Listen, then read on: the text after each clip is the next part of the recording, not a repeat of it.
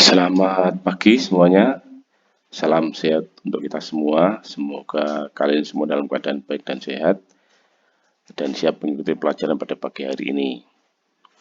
Saya akan melanjutkan apa yang sudah saya sampaikan atau saya kirimkan melalui Google Classroom tentang keseimbangan fase yang minggu lalu saya minta kalian untuk pelajari dengan cara membaca lalu mengerjakan tugas. Saya akan bantu dengan memberikan video ini supaya lebih mudah dipahami. Jadi ini judulnya, keseimbangan fase dan tahap atau state keseimbangan. Kompetensi dasarnya adalah menganalisis perubahan fase suatu zat. Itu pengetahuannya, kemudian keterampilannya memprediksi perubahan fase. Nah, sebelum dilanjut, mungkin ini menjadi pertanyaan. Kenapa kita perlu mempelajari tentang perubahan fase? Apa pentingnya? Nah, tentu ini sangat penting ketika Anda nanti bekerja di pabrik, di industri. Kita tahu bahwa fase atau mungkin kalau di fisika disebut wujud gitu ya, itu ada 3, padat, cair, dan gas. Ketika bahan itu berupa atau fasenya padat, tentu cara menanganinya, baik cara itu menyimpan maupun mengangkut, itu berbeda dengan cair, juga berbeda dengan gas. Pada suhu atau kondisi tertentu, suhu dan tekanan tertentu, bahan atau material yang diproses itu bisa mengalami perubahan fase. Contohnya saja misalnya air. Air itu bisa berubah fase dari padat, cair maupun uap atau gas. Pada kondisi tertentu, pada suhu dan tekanan tertentu. Selama ini kita mungkin berhubungan dengan air itu pada suhu yang normal atau suhu kamar atau suhu ruang. Tetapi kalau di industri, suhunya bisa ekstrim, bisa sangat tinggi atau mungkin sangat rendah. Dan itu akan mempengaruhi perubahan fase. Kalau fasenya berubah, tentu cara menanganinya itu pasti berubah, seperti yang tadi sudah saya sebutkan. Itulah pentingnya kita mempelajari tentang perubahan fase. Sangat penting. Karena ini berkaitan dengan bahan kimia yang bisa jadi mudah berubah wujudnya atau fasenya. Nah, lebih khusus lagi, perubahan fase atau keseimbangan fase ini nanti kita akan pelajari kaitannya dengan teknologi pemisahan. Kita tahu bahwa di industri itu proses yang terjadi itu kalau mau diringkas itu ada 2, yaitu pencampuran dan pemisahan.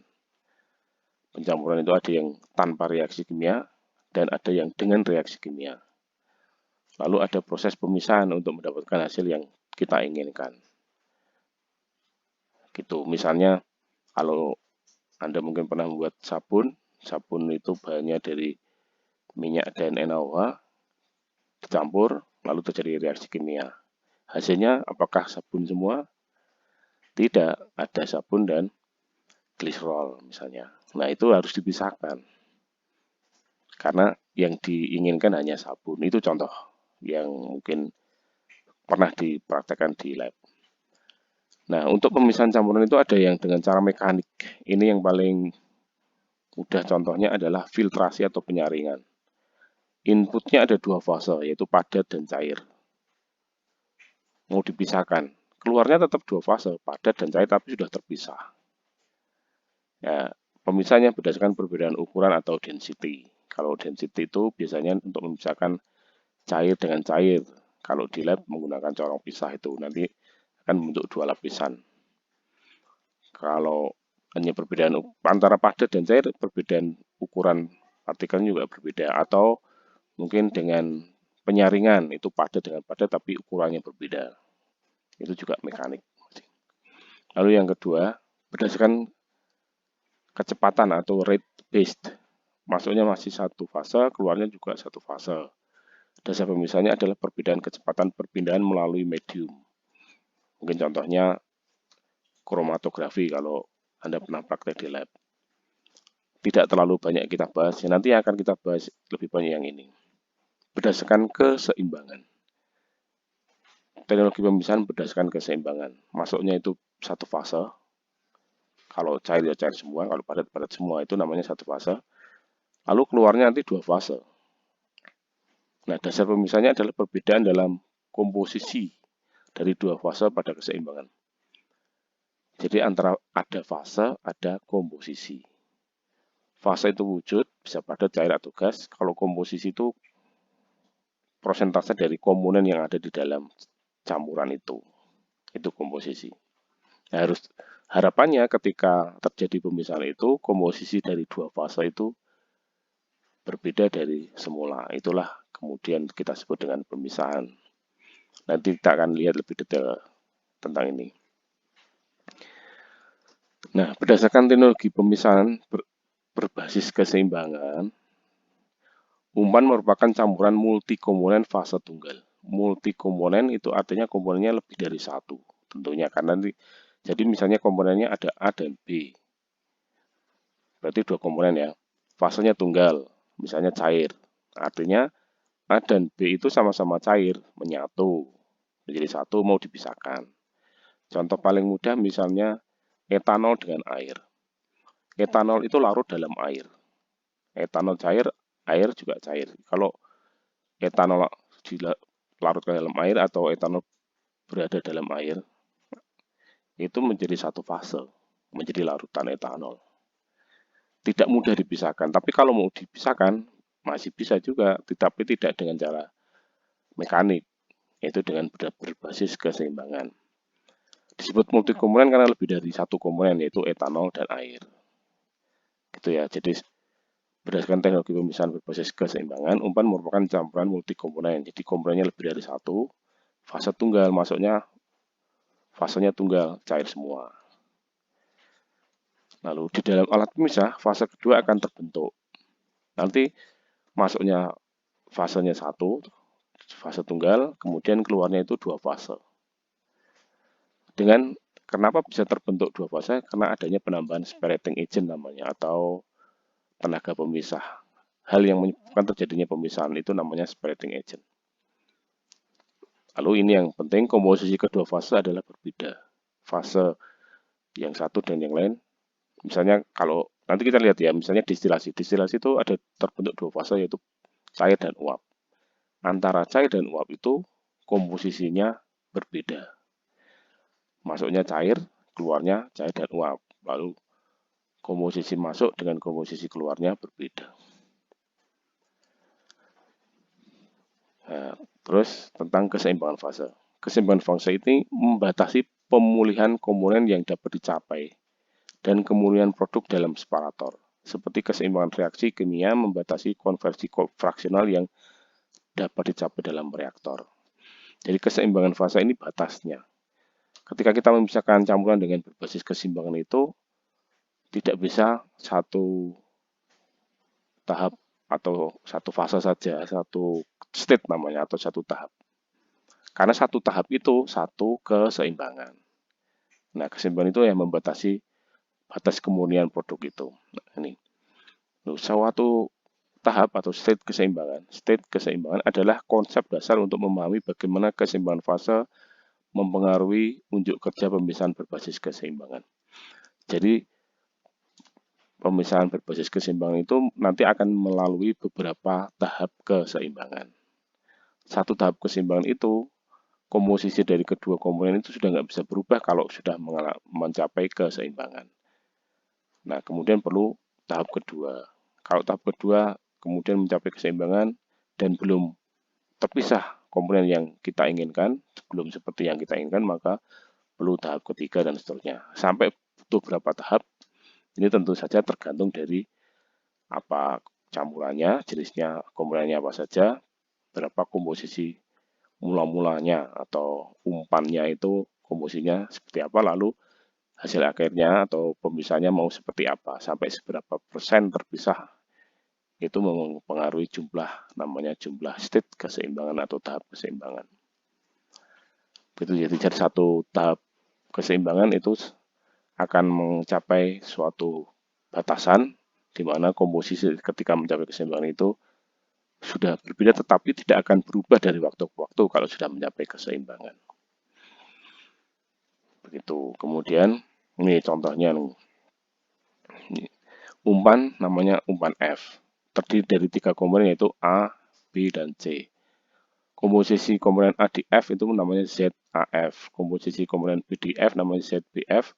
Komposisi komponen C di F namanya ZCF. Ini satu fase. Jadi antara A, B, dan C sama-sama cair misalnya. Mereka saling melarutkan, jadi larut, jadi satu fase. Seperti tadi etanol air, itu etanol larut dalam air menjadi satu fase. Atau misalnya larutan gula, larutan garam, itu sudah satu fase kalau sudah larut.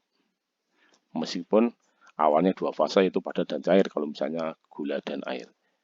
Tetapi kalau larutan gula itu sudah satu fase. Ini bisa dimengerti ya, satu fase, sama-sama cair gitu ya. Apalagi kalau ketiganya cair, misalnya A, B, dan C ini cair semua dan saling larut, maka satu fase masuknya. Kemudian ditambah tenaga pemisah. Tenaga pemisahnya ada dua, yaitu energi dan material atau bahan berupa solvent atau adsorben. Material atau bahan berupa solvent atau adsorben dan energi. Ditambahkan ke dalam alat pemisah ini, lalu nanti akan terbentuk dua fase. Nih, fase 1 dan 2 terjadi keseimbangan. Komponennya masih 3, yaitu A, B, dan C. Jadi di sini nanti di sini itu sudah terbentuk dua fase sebelum dipisahkan. Atau kalau di dalam alatnya masih terbentuk dua fase. Fase 1 dan fase 2. Fase 1 masih mengandung komponen A, B, dan C. Fase 2 juga mengandung komponen A, B, dan C pada suhu dan tekanan tertentu.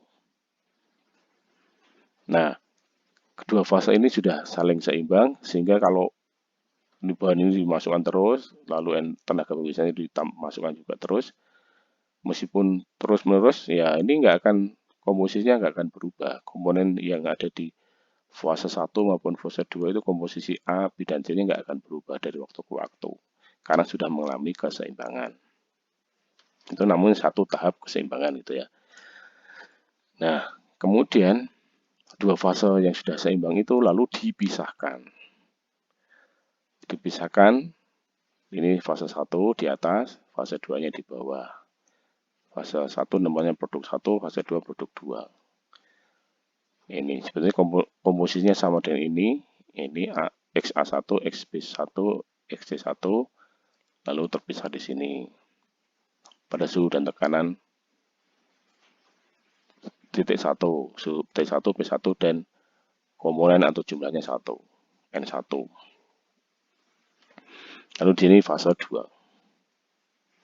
Itu ya, saya ulangi ya, jadi umpan itu komponennya 3, satu fase, ditambahkan tenaga pemisah lalu membentuk dua fase kemudian dipisahkan, masih mengandung 3 komponen. Nah, harapannya kalau kita mau memisahkan A dari B dan C, misalnya A-nya lebih banyak di sini, B-nya yang di bawah fase 2 ini lebih banyak mengandung B-nya misalnya.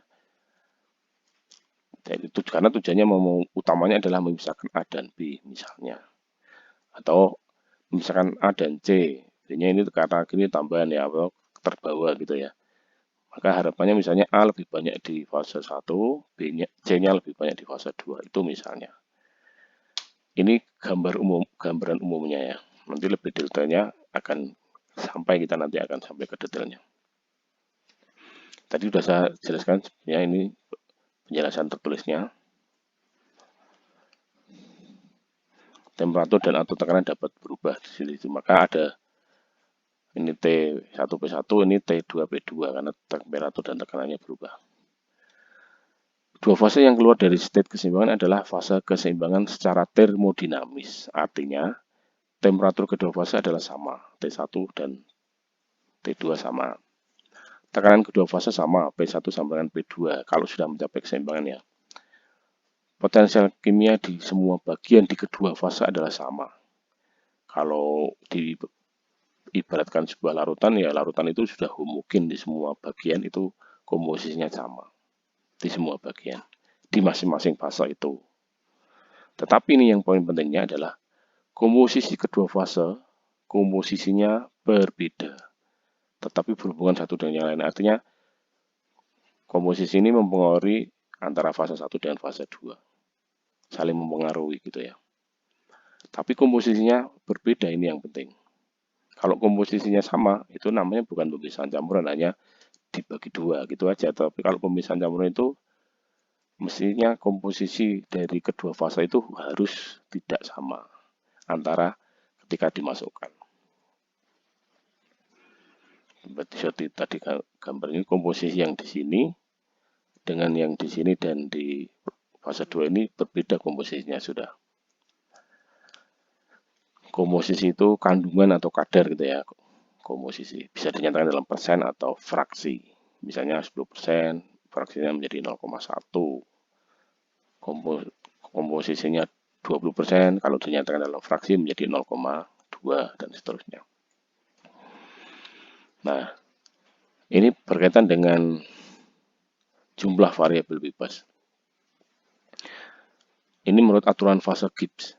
Variabel yang mendeskripsikan sistem pada keseimbangan meliputi temperatur, tekanan, dan fraksi mol atau fraksi massa tiap komponen dalam tiap fase. Jadi variabelnya ada 3, yaitu temperatur, tekanan, dan fraksi. Fraksi atau komposisi. Ada 3 variabel, temperatur, tekanan, dan fraksi. Jumlah variabel bebas ditentukan dengan aturan Gibbs ini. F sama dengan C plus 2 min P. Ini P ya. F itu jumlah variabel bebasnya, C jumlah komponen, P jumlah fase.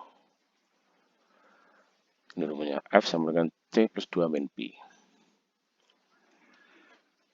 Nah, ini nanti akan menjadi tugas dikerjakan di Google Classroom, di Google Form. Sudah saya siapkan, nanti dikerjakan di sana.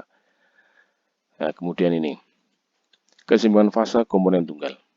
Sebelum campuran, kita bicara dulu dengan keseimbangan fase yang komponen tunggal. Komponennya hanya satu, komponen murni.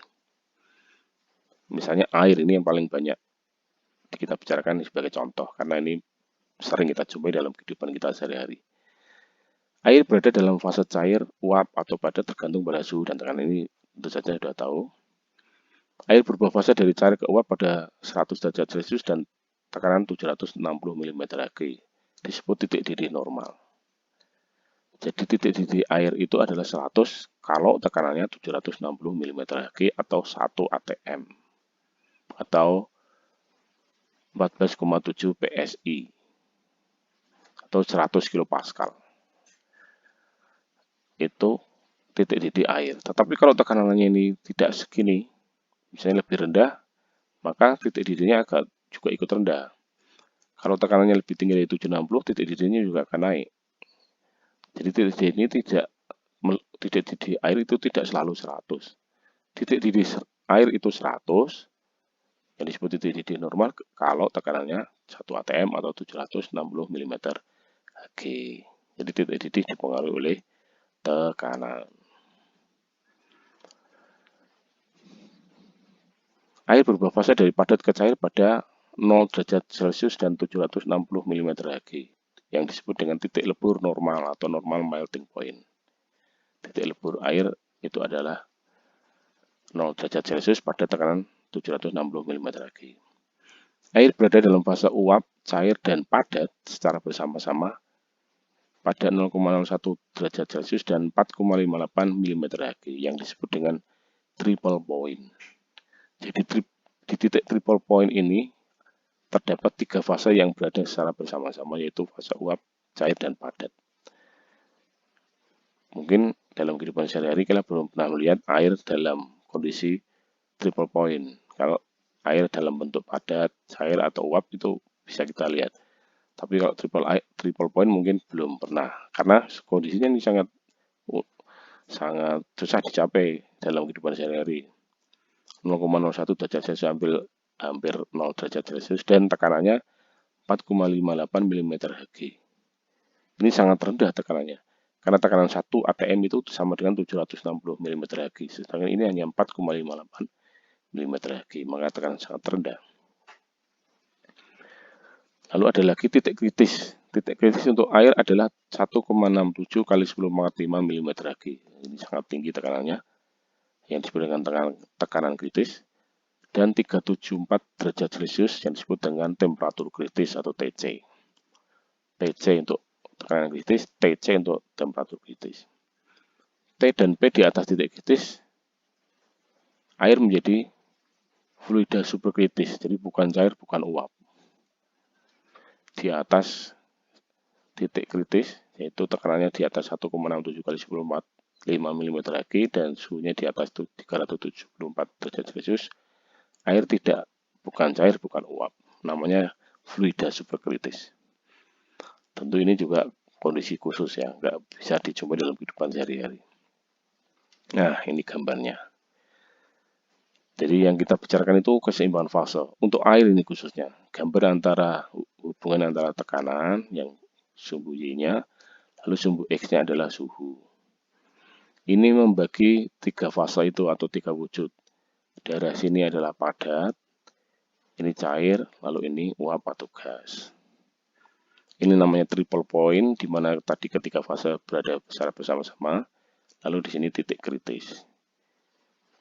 Ini kurva uap jenuh. Kurva tekanan uap gitu ya. Ini campuran atau keseimbangan antara padat dengan uap. Ini di sini padat dengan cair. Ini cair dengan uap. Atau gambar lain yang mungkin juga bisa membantu. Nah, ini. Kalau ini ada angkanya. Jadi ini kurva sublimasi namanya. Karena perubahan fase dari padat menjadi uap namanya menyublim. Maka kurvanya namanya kurva sublimasi. Ini kurva pelelehan atau melting. Kurva pelelehan, melting bahasa Inggrisnya.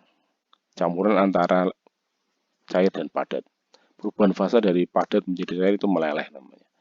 Dari cair menjadi padat namanya membeku.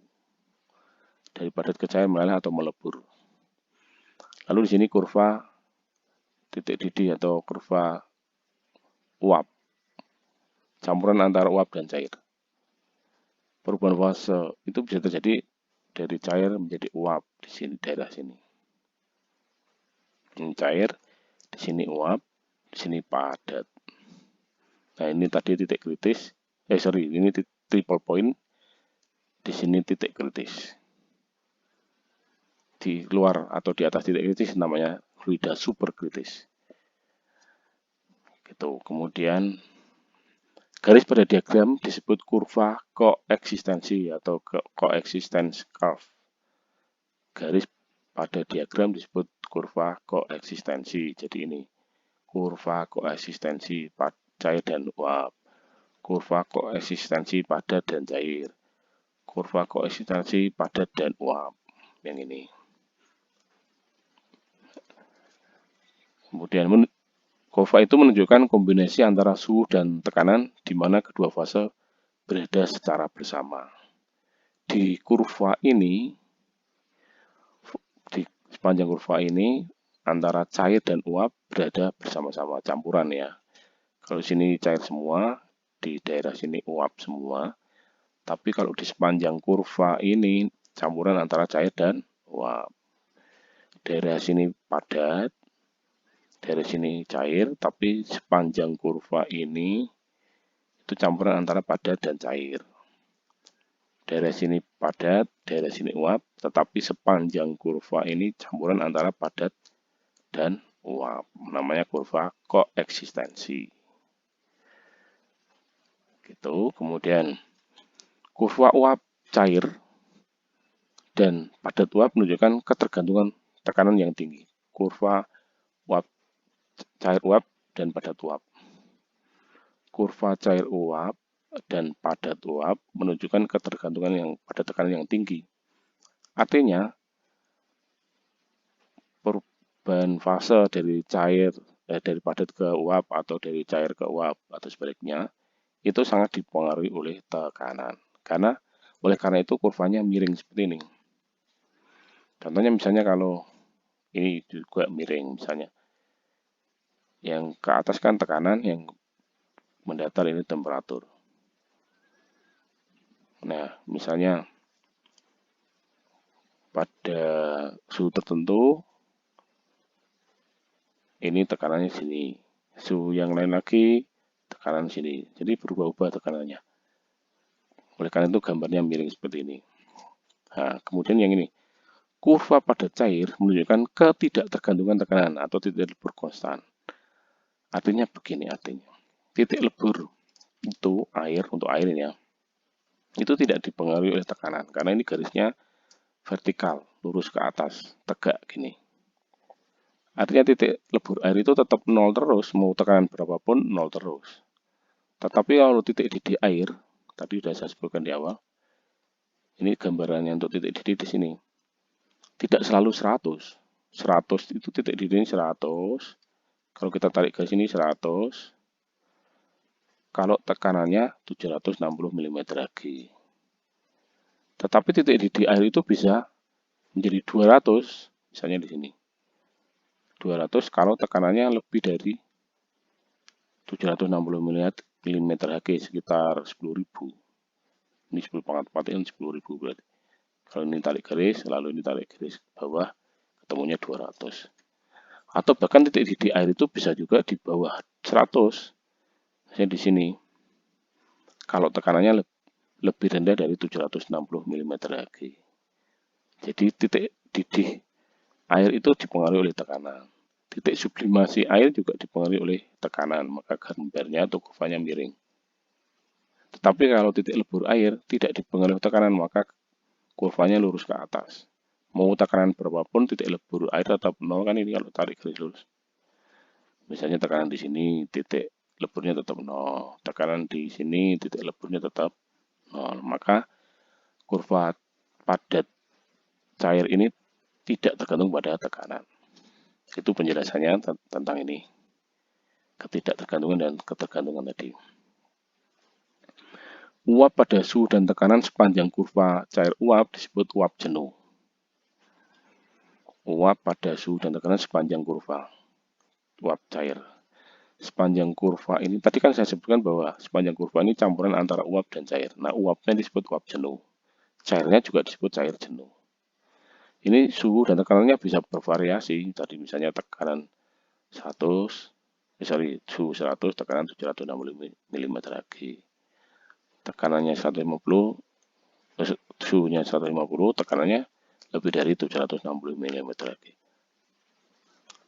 Atau tekanan suhu yang lain, tekanan juga ikut naik. Suhunya naik, tekanan juga naik. Gitu. Tetapi sepanjang kurva ini adalah campuran antara cair jenuh dan uap jenuh.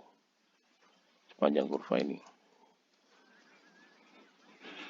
Uap pada suhu dan tekanan di bawah kurva uap cair disebut uap lewat panas atau superheated. Nah, ini namanya uap superheated yang dari sini. Uap jenuh itu hanya di sepanjang kurva, hanya di sepanjang kurva. Sedangkan uap superheated atau lewat panas namanya superheated itu merupakan daerah ini. Ini namanya uap superheated. Lewat panas atau superheated, bukan lewat jenuh ya, tapi kelewat panas atau superheated. Cairan pada suhu dan tekanan sepanjang kurva cair uap disebut cair jenuh, tadi sudah saya sebutkan. Cairan di atas kurva uap cair disebut cair subcool. Nih. Jadi sepanjang kurva ini adalah campuran antara cair jenuh dan uap jenuh. Di sini namanya cairan subcool. Ini uapnya namanya uap superheated. Di sini uap jenuh. Di panjang kurva ini uap jenuh dan cair jenuh. Kita bisa mengubah fase dengan mengubah suhu dan tekanan konstan atau kita bisa mengubah fase dengan mengubah tekanan pada suhu konstan atau mengubah suhu pada tekanan konstan. Ini contohnya.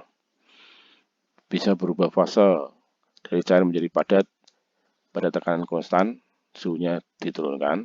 Ini berarti kalau mendatar sini tekanannya konstan. Suhunya diturunkan. Ini berubah dari cair menjadi padat karena daerah sini adalah padat. Atau kita bisa merubah dari uap superheated di sini misalnya menjadi cair subcool dengan cara diapakan? Kalau naik ke atas ini, apanya yang dirubah, yang berubah? tekanannya ya. Jadi tekanannya diapakan kalau ke atas? Ke atas tekanannya dinaikkan ya. Kalau tekanan dinaikkan itu nanti akan berubah fase kalau pada suhu yang tetap dari uap superheated menjadi cair sapul namanya. Mungkin bisa menjadi pertanyaan, apakah es batu, es yang memadat itu namanya es batu, bisa menyublim? Nah, nanti dipikirkan ya, apakah es batu itu bisa menyublim? Nanti cari jawabnya ya. Ya, ini diskusi ini juga nanti saya sampaikan. Ini kemarin sudah saya berikan menjadi tugas di minggu lalu. Saya ulangi lagi, tetapi tidak semua, hanya beberapa pertanyaan berkaitan dengan ini untuk memperdalam apa yang sudah saya jelaskan baru saja ini. Ini sebenarnya sudah ada jawabannya. Ini pertanyaan atas minggu lalu, ini jawabannya. Nah, berikutnya untuk pertemuan berikutnya, mungkin semester berikutnya ya, karena bentar lagi kalian akan menghadapi PAS. Kita akan lanjutkan kesimpulan fase multi komponen. Komponennya lebih dari satu. Untuk sementara cukup sampai di sini. Nanti dilanjutkan dengan mengerjakan latihan soal untuk memperdalam atau lebih menguasai apa yang sudah saya sampaikan. Terima kasih, selamat pagi, Tuhan memberkati.